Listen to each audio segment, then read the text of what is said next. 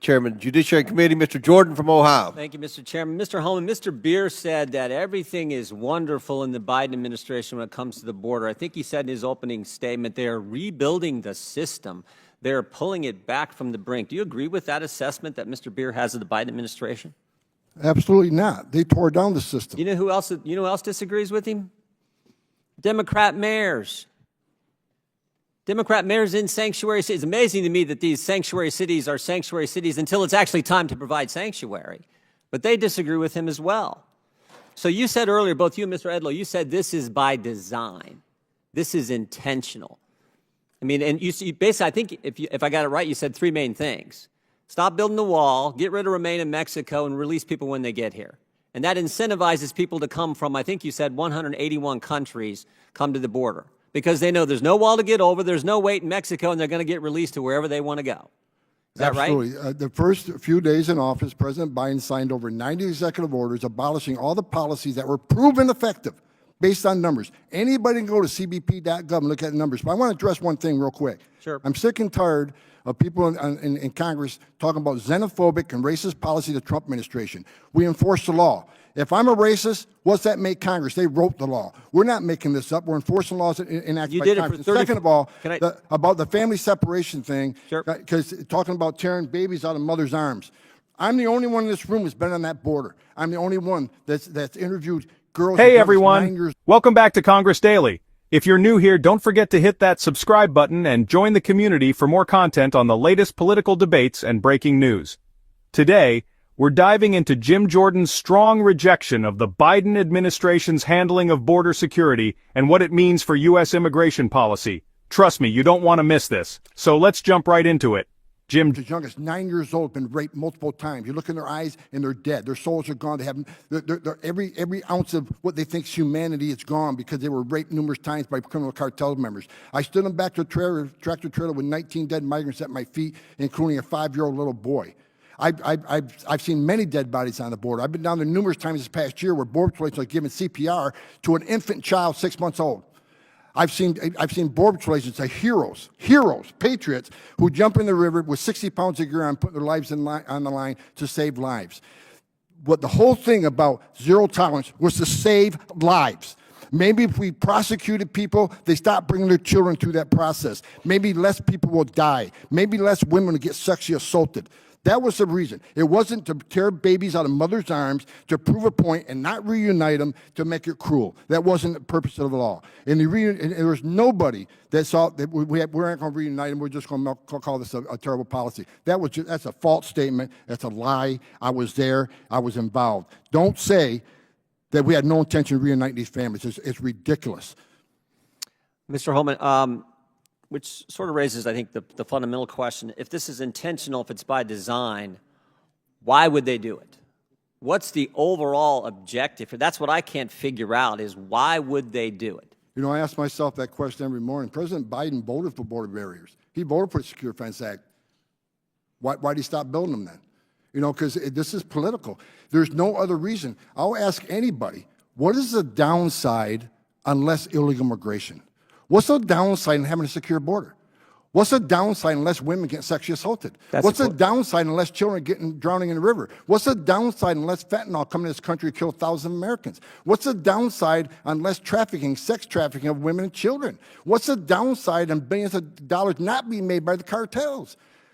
I ask myself the same question. I do not understand it. They obviously see some sort of political future, some political thing that's going to benefit them in the future. People say, well, maybe they're Democratic voters.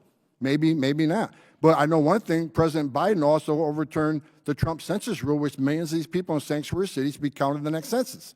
What does that mean? It means seats in the House. Yeah. So, you know, I don't know. I can't. You think it's political? I mean, I know what Democrats have said. They've said we should abolish ICE. They've said we should abolish DHS. They've said that they're for non-citizens being able to vote. I mean, I don't know. That's just where the left is. But that to me is the fundamental question. That's a question I think Americans are asking. I get it all the time. Why would they allow this kind of situation to happen? Because the way I figure it, we're on pace to hit 12 million migrants coming in the country in the Biden administration. That's the magnitude of this phenomena. 12 million. That's equivalent to the entire population of our state of Ohio, 7th largest state. Now that's never happened, and certainly, I mean, that's an unbelievable number. That's what we're on pace to do. It's being done intentionally. I think the American people like to know why. I think more importantly, the American people like to stop. Finally, I just asked this question. I don't see. Well, I'll let you and Mr. Edlow respond to that. Well, bottom line is, while we're sitting here arguing this thing, while we're sitting here talking today in this beautiful room, women are being sexually assaulted making this journey. A child's going to die today. Over 300 people are going to die from fentanyl poisoning that's coming across the open border. When you take a vast majority of Border Patrol agents off patrol, off their national security duties, bad things happen. That's when the criminals come across. That's why did 1.9 million people didn't take advantage of the free giveaway? Why not turn yourselves in? Get processed, get transported to the city of your choice, get work authorization, get a hotel room, get 3 meals a day. Why did 1.9 million people say, no, I want to get away? Why? Because they didn't want to be vetted. They didn't want to be fingerprinted. That just scared the hell out of everybody. Yep. I've done this for 34 years. I've never been more concerned about the safety and security of this country right now than I am right now because of 1.9 million gotaways. That scares the hell out of me. Jim Jordan, a prominent member of the Judiciary Committee, recently slammed Mr. Beer's optimistic assessment of the Biden administration's border policies. According to Mr. Beer, everything is wonderful and the system is being reconstructed under President Biden. But Jordan? He called that assessment totally inaccurate. He argues that the Biden administration hasn't rebuilt the border system. It's torn it down. He says this is evident not just to Republicans but to Democrat mayors as well, especially those from sanctuary cities. It seems like sanctuary cities are all for welcoming immigrants until it's time to actually provide sanctuary. Jordan and his colleague, Mr. Edo, claim that the current border crisis is no accident.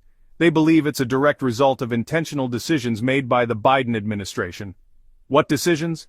Halting the construction of the border wall, eliminating the Remain in Mexico policy, and releasing migrants into the U.S. without proper vetting.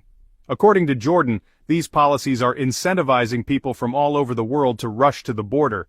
It's not just a matter of policy change. Jordan argues it's a shift in the very structure of border security that's driving the massive uptick in illegal crossings. And that's where the real controversy begins. Speaking of changes, let's talk about the executive orders. When President Biden took office, he signed more than 90 executive orders, many of which directly reversed Trump-era policies. Just a hunch.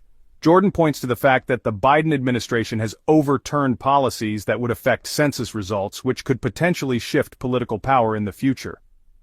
When you factor in the massive rise in migration, Jordan's concern becomes even more urgent.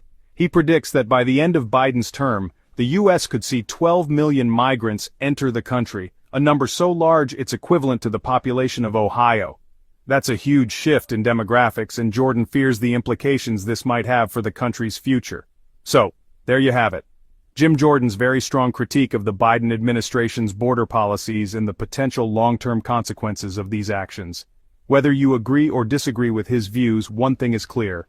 The current state of the U.S. border is a major issue that affects everyone, regardless of political affiliation. If you found this breakdown insightful, don't forget to give this video a thumbs up, and of course, subscribe to stay up to date on all the latest political developments.